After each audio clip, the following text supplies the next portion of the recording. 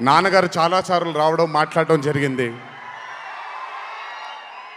ఈరోజు మొట్టమొదటిసారి స్టేజ్ పైన నాన్నగారు లేరు అనే లోటు తీరినట్టయింది విజయశాంతి గారు మాట్లాడుతూ ఉంటే.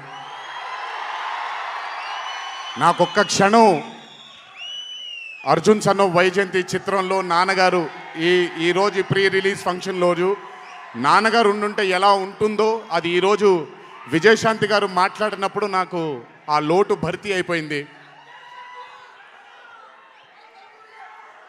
చాలామంది హీరోలు చాలామందికి రంజింపజేసి చాలామందిని